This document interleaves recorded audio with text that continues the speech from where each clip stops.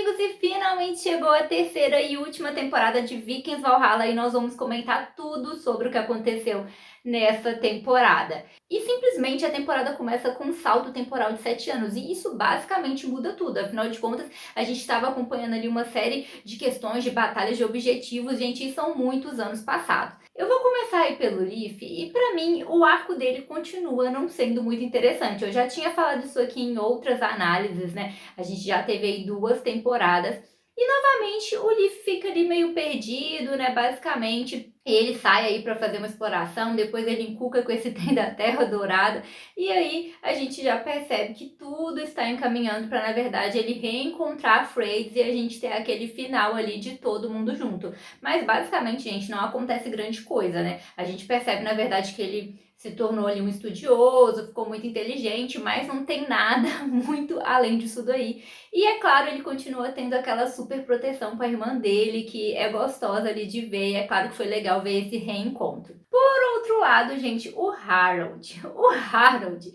simplesmente até a temporada passada, ele estava ali determinado que ainda amava a Freyd, que queria se casar com ela, inclusive fica bem surpreso ao descobrir que eles teriam um filho e que ela tinha escondido isso dele. Mas aí depois que ele vê a Helena lá e os dois começam a se envolver, parece que o foco dele muda completamente. Ainda ali no final da segunda temporada, dá a entender que ele ainda estava focado na questão de se tornar o rei da Noruega, de retornar para lá, mas aí simplesmente passaram-se 7 anos e o Harald continua ali servindo o imperador de Constantinopla, o que é uma grande surpresa, já que no final da temporada passada parecia ali que ele não estava muito satisfeito com essa situação, que ele ainda queria conquistar a Noruega, ele também não estava satisfeito com a Helena se casar com ele ali, mas aí, gente, ele simplesmente está ali sendo um servo fiel e chega um momento que o próprio Leaf dá ali, né, acorda aí, você esqueceu seus objetivos e tudo mais, mas ele parece que está completamente cego ali no que ele está fazendo e ele fica boa parte da temporada ainda ali e inclusive se envolvendo com a Helena, gente. Claro que fica ali aquela questão pra gente, isso vai dar ruim. A gente percebe que uma hora a coisa ia esquentar pro lado dele por conta desse envolvimento. Mas as coisas vão muito além do que a gente pensava. E eu até gostei dessa mudança, porque pega a gente um pouco de surpresa. Eles meio que armam, né? O general, ele arma pro Harold. Eles matam o imperador com o objetivo de que o Harold e, né, a Helena fossem afastados ali do poder e ele começasse a governar. Afinal de contas, ele já sabia que os dois estavam se envolvendo e seria fácil aí armar contra os dois. Mas é aí que a gente é pego de surpresa, porque a gente descobre que o imperador sabia que o Harold e a Helena estavam se envolvendo, e inclusive ele que concordou ali juntamente com ela que isso acontecesse para que ela tivesse um herdeiro, ou seja, foi tudo planejado. E não, o Harold achou que estava se dando bem ali, apesar dele gostar muito do imperador, ele estava achando que estava passando a perna no imperador, mas na verdade não. E ele que estava sendo passado para trás nessa história toda. E no final não teve muito jeito, né? Ele confessa ali um crime que ele não cometeu para poder proteger a Helena, mas no fim das contas a situação foge um pouco do controle, ele mata o general, foge dali e obviamente encaminhando já para o final da série, ele vai parar lá em Kattegat para que ele finalmente cumprisse o destino dele e também reencontrasse a Freys e o Leaf. Afinal de contas, a gente tem um final muito corrido, eu não sei se vocês repararam isso, mas a temporada vai passando e de repente ali no final parece que as coisas começam a correr para que todo mundo chegue em Kattegat no tempo certo e se reencontrem antes do final da série. Parece que as coisas começam a acelerar muito e inclusive dá a impressão de pontas soltas por conta disso. Então, basicamente, gente, o Harold fica nessa daí boa parte da temporada até ele voltar lá para Kattegat e finalmente aí a gente vê ele ali cumprindo o papel dele. Já falando da Freys, gente, a Freys está mais bonita nessa temporada do que em todas as outras, pelo menos na minha opinião. Ela está ali belíssima, está ali, né, comandando os dela em Jomsburgo e tá tudo certo, até que surge a figura do Magnus. Sim, o Magnus. Um dia esses meninos iam ter tudo que crescer e eles fizeram essa passagem de 7 anos justamente também, né, para que o tempo corresse e a gente pudesse ver essas novas batalhas, esses novos dilemas com essas pessoas. E o Magnus é o filho do Olaf, né? Ele havia sido prometido aí como futuro rei da Noruega um dia, depois do Sven, enfim, né? Um dia ele seria rei protegido. Mas é óbvio que ele não aceita isso muito bem. E a primeira coisa que ele quer é matar a Freyd, né? Pela morte do pai dele e também por essa questão de fé, das divergências e tudo mais. A Freys, como sempre, inteligentíssima, bola um super plano ali com os dela e consegue derrotar os homens dele, inclusive fugir com os barcos e deixar ele ali pra trás. Ela realmente é uma grande guerreira e eu acho que ela dá um banho aí nos outros personagens da série nesse quesito. E ela foge e vai pra Groenlândia, onde a gente vê o reencontro dela com o pai dela. O pai dela, se vocês se lembram lá da primeira temporada, ele já não tinha uma boa fama. E ele faz jus a ela aqui, né? Afinal de contas, ele fica contra a própria filha, batalha com ela, rouba recursos e no final até rapta o filho dela, o próprio neto, para poder conseguir o que ele queria. Ele não queria que ninguém saísse ali da Groenlândia, mas é claro que a Freys não aceitou isso muito bem. E aí acontece algo meio que impossível, né? Ela não vai atrás do próprio filho e sim para Kattegat. Afinal de contas, a gente tinha que ter esse reencontro dela aí com Leaf e com Harold e o tempo da série aí já estava corrido, gente. Então sim, ela não vai atrás do filho dela e ela manda ali o seu novo parceiro ir. O Stigger surge aqui nessa temporada, ele ajuda a Freys, começa a ficar com ela e é ele quem recebe essa missão de ir atrás do Harold jovem, né? O filho ali da Freys. Algo que é muito improvável, né? Ela deixar o filho ali para fazer outra coisa, mas tinha que acontecer assim para que o grande reencontro acontecesse. E aí a Freys também vai lá para Kattegat. Um outro ponto que a gente tem que comentar também é sobre a questão da Inglaterra. Gente, eu sinceramente não sei como o Canute deixou o Godwin tão solto o tempo todo ali na Inglaterra, porque ele sabia que ele tem intenções de ter um herdeiro que vira rei. A rainha Emma avisa ele o tempo todo que o Godwin está tramando, está armando, e ele mesmo assim deixa ele lá, inclusive ele bola o casamento dele e no final ele revela que sabia de tudo isso e mesmo assim deixa ele lá confiando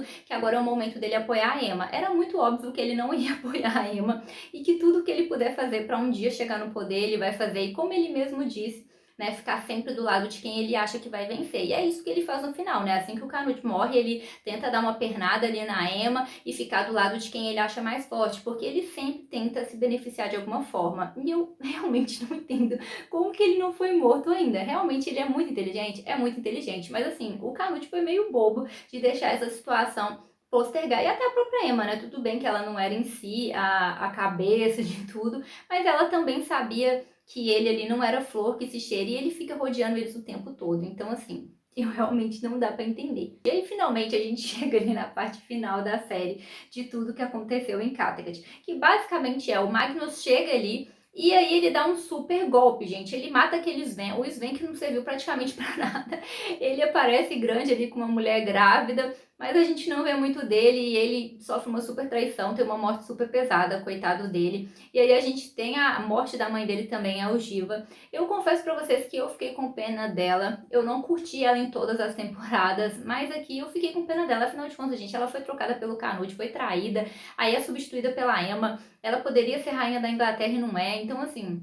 Eu fiquei com pena dela que ela estava ali liderando, né, a Noruega em paz. Ela fez o acordo de paz com a Freys e realmente cumpriu isso e ela simplesmente é eliminada ali naquele momento e o Magnus vai ali reivindicar o trono, mas é quando o Harold chega. E aí finalmente a gente tem o Harold fazendo o que ele queria fazer desde o começo da série, que é reivindicar o trono da Noruega. A gente tem uma disputa rápida entre eles e nesse momento, gente, parece que a série tá simplesmente acelerada. Eu não sei se vocês sentiram isso, mas as coisas começam a ficar muito aceleradas ali e rapidamente a Freys aparece, aí tem um reencontro muito rápido, o Freys foge com a ajuda do Harold e aí o Harold já assume o poder dando um golpe no Magnus e mandando prender ele. Então assim, acontece tudo muito, muito rápido.